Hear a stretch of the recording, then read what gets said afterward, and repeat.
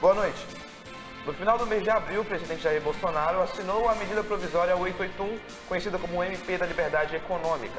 Na nossa entrevista de estúdio de hoje, nós vamos falar sobre o assunto e tentar entender o que ela afeta, como ela afeta a economia do nosso país. Para falar sobre esse assunto, a gente recebe aqui a professora do curso de Direito da UFJF. Boa noite. Boa noite. Paula, conta um pouco para a gente poder começar explicando para o público do que se trata uma MP. Então, uma MP, uma medida provisória, ela é a possibilidade do Poder Executivo legislar sobre algum assunto. Então, quando se trata de algum assunto relevante, de algum assunto urgente, o Poder Executivo utiliza dessa medida provisória para, então, legislar e adequar legislações, impor direitos, restrições e etc.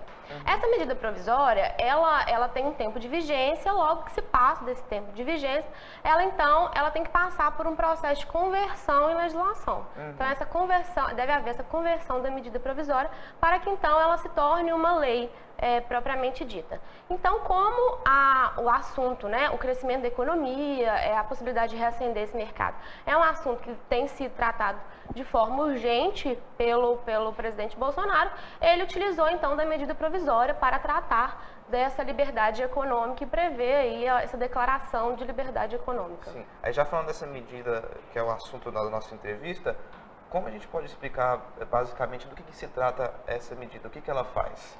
Então, basicamente, é uma medida provisória que ela oferece uma declaração, que eles falam declarações de direitos que dizem respeito à liberdade econômica, e ela redefine a forma como o Estado deve intervir na economia. Então, o Estado ele pode ser um agente normativo e regulador, ou ele pode ser um agente interventor. A nossa Constituição, ela prevê o Estado como um agente, tanto interventor como normativo e regulador, só que essa possibilidade dele intervir na economia é uma possibilidade restrita. Então, considerando que deve se restringir ainda mais essa possibilidade de intervir na economia, é que essa medida provisória foi, então, promulgada para poder conceder maiores direitos para o empreendedor, o empresário, etc. E como é que essa medida provisória ela pode ser convertida a algo mais efetivo? Você falou que tem que passar pelo Congresso. Como é que funciona esse processo de medida provisória até virar uma lei definitiva? Então, agora a medida provisória, inclusive, já foi recebida no Senado Federal. Então, é o projeto de lei de conversão de medida provisória. E aí, ela vai se criar, então, uma comissão. E essa comissão vai ser composta por senadores e deputados federais, e eles vão discutir essa medida provisória para verificar se ela, então, será convertida numa legislação ou não.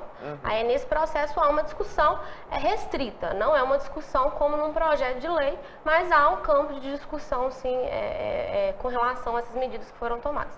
Ela pode ser convertida ou não. E aí nos próximos dias, nos próximos meses, o que a gente vai ver acontecer. Sim. E essa medida ela já vale, né? Ela já começou a valer. Sim, tem alguns dispositivos da medida que eles estão com a vigência suspensa.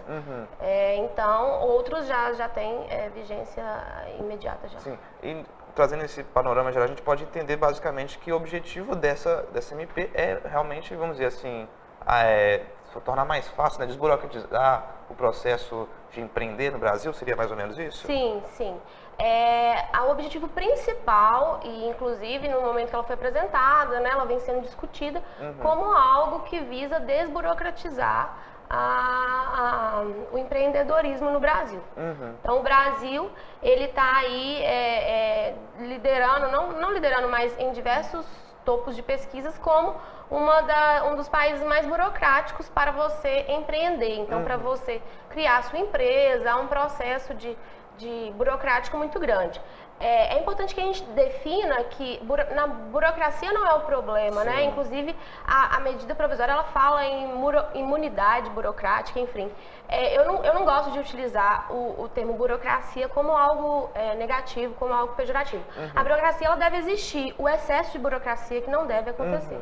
Então, quando a medida provisória foi implementada, ela veio com essa intenção de reacender o mercado e de mostrar para o empreendedor que o Estado confia nele. São essas as bandeiras que vêm sendo utilizadas. Você falou assim que você não gosta muito de usar o termo burocracia. Como a gente pode substituir então para poder tratar sobre o assunto?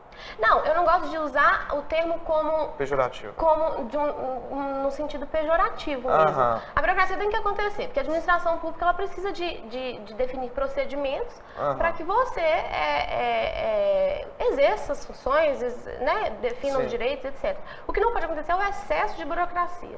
Então é só uma sinalização para que as pessoas entendam que não é imunidade burocrática. Burocracia tem que ter. Se eu falo de administração pública, eu estou falando de dinheiro público, eu preciso de definir parâmetros para isso. Mas o excesso que não pode acontecer nesse sentido. Paula, a gente vai continuar falando sobre o assunto, só que a gente vai para o nosso primeiro intervalo. O Jornal das 7 volta daqui a pouco falando um pouco mais sobre o assunto.